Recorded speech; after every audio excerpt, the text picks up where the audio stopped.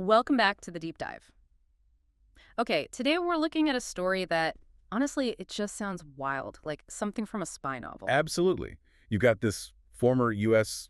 Special Forces guy, Jordan Goudreau. Right, decorated Green Beret. Yeah, and he's wearing a suit, but get this, he's operating out of a VA homeless shelter while fighting a massive federal indictment. And it's all connected to this failed $212 million operation in Venezuela. Just incredible details. It really is, and the sources are all over the place, full of contradictions, high-level political finger-pointing.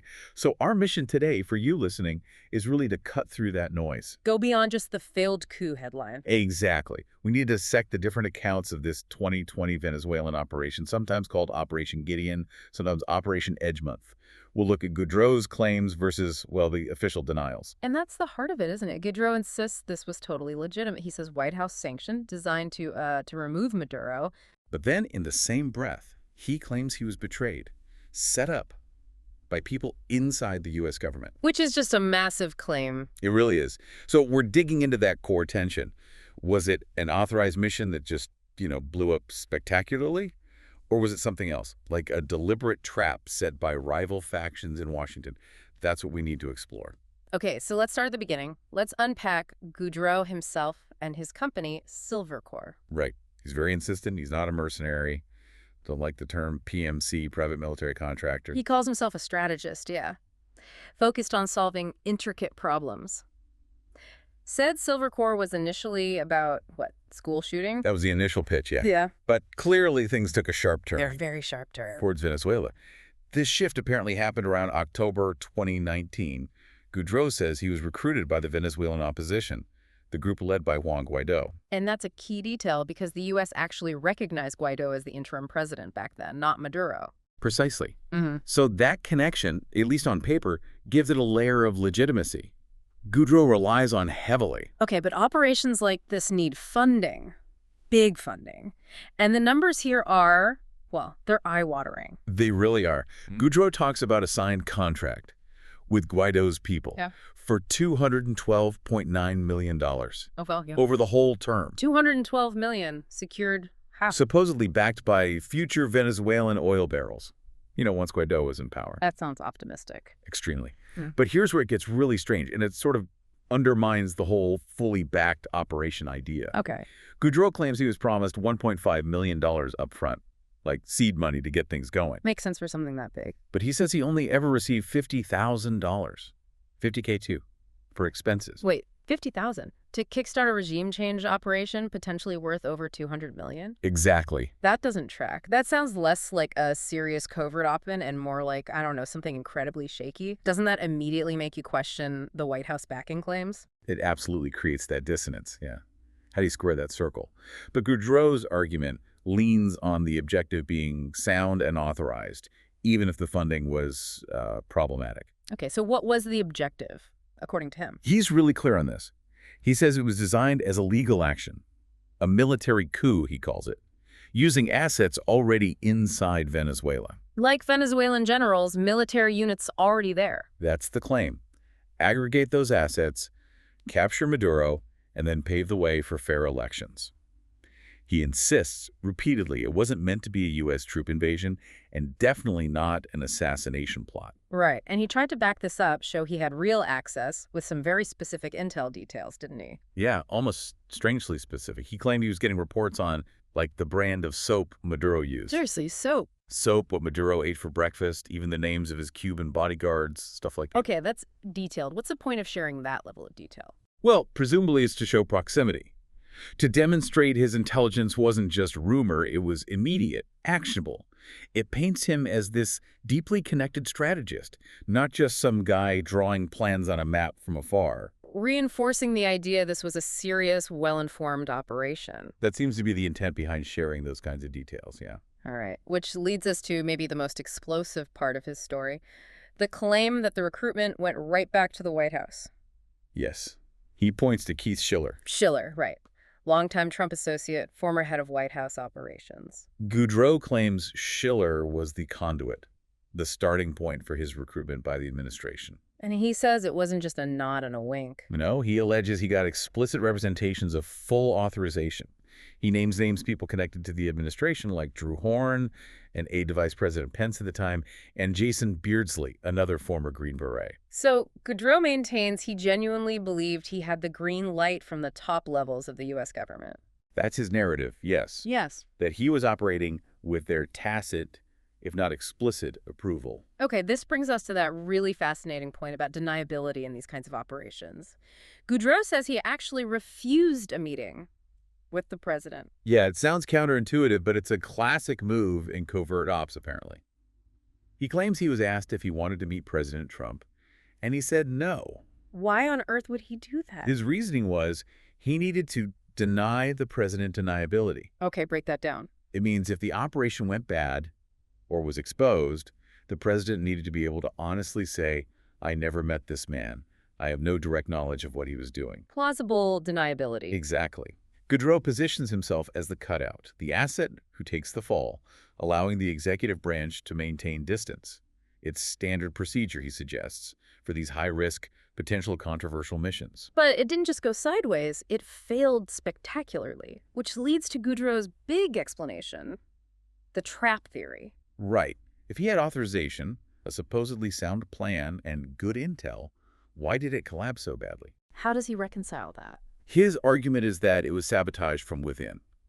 He talks about a civil war going on in the White House. The Civil War? Between who? He points fingers at high-level figures in the national security apparatus. People like Mike Pompeo, who was Secretary of State, John Bolton at National Security Council for a time, maybe CIA Director Gina Haspel.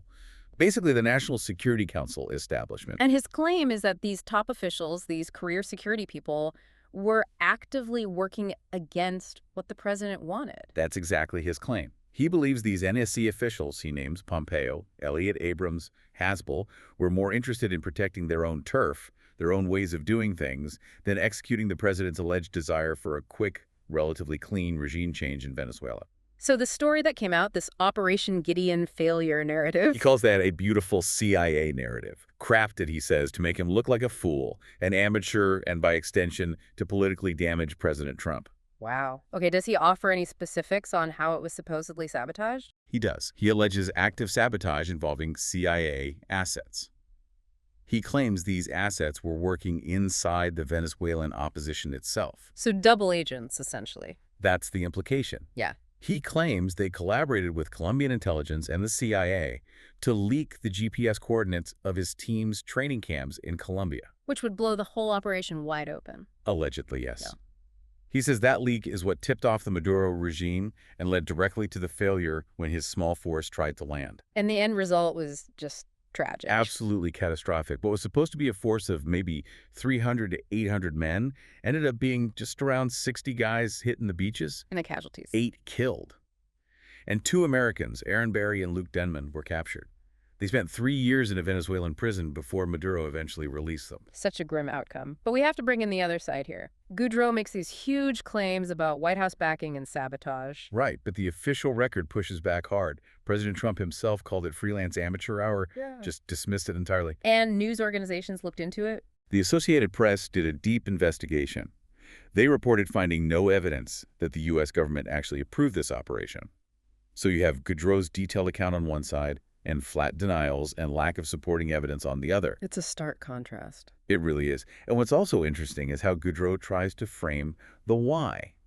Why would the White House even want to do this, beyond the usual democracy promotion talk? He connects it to bigger geopolitics. Yes, he makes this analogy. He says Venezuela is to the United States what Ukraine is to Russia. Meaning strategic buffer zone, critical territory. Strategic white space, exactly. Yeah. Essential for national security.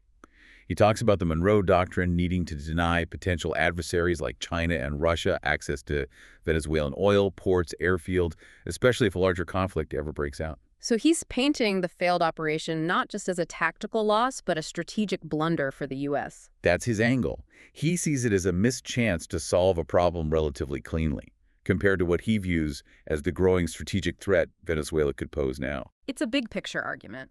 But Goudreau's own picture right now is, well, it's drastically different. Incredibly different. From potentially masterminding a coup to fighting a 14-count federal indictment in the U.S. What are the charges exactly? Things like conspiracy to violate export laws, smuggling goods, serious federal charges. And the contrast, as you said, is stark. Planning a $212 million deal from maybe a nice office somewhere, now living in a VA homeless shelter. With an ankle monitor. With an ankle monitor. It's an unbelievable reversal of fortune. He claims he's being used, right? Yeah. A Trojan horse for political weaponization. How does he even begin to fight that legally? Well, his entire defense seems to hinge on that initial claim of authorization. He's basically saying, I did these things, yes, but I did them because I believed I was following lawful orders from the highest levels of government. So it wasn't a crime, it was duty. That's the core of his argument. It's a soldier's defense. When the highest office asks you to do something, you do it. He sees the prosecution as political, believes they only win if he ends up in jail, which is why he's pushing so hard for an actual trial. And despite everything, the indictment, the shelter, the ankle monitor, he still stands by the mission. Apparently so. He's quoted saying he'd do it again, to liberate 30 million people. He invokes the Green Beret motto, De oppresso liber, free the oppressed. Wow. Quite the stance. It is. So wrapping this up for you, the listener, Yeah. we've gone way past just a simple failed coup story here. Definitely. We've unpacked these really complex claims of high-level political backstabbing sabotage. And the immense personal cost for someone caught in the middle, caught between potentially different factions within the government, intelligence agencies, the White House. It just highlights how incredibly difficult it is to know the real truth when you're dealing with covert operations, presidential deniability, conflicting stories from government sources. Not to mention the huge money discrepancies and the foreign opposition element. It's a tangled web. It really is. And maybe this leaves you with a pretty unsettling question to think about. If Goudreau's claims about internal sabotage, say by the CIA, to undermine the president's goals, if any of that is true, what does it suggest about how foreign policy actually gets made? Right. Is it always about national interest? Or can it sometimes be driven by internal power struggles, bureaucratic battles right inside Washington? It's a deeply challenging thought about checks and balances. Yeah. And who really controls the levers of power in these hidden corners of government. Something to definitely mull over.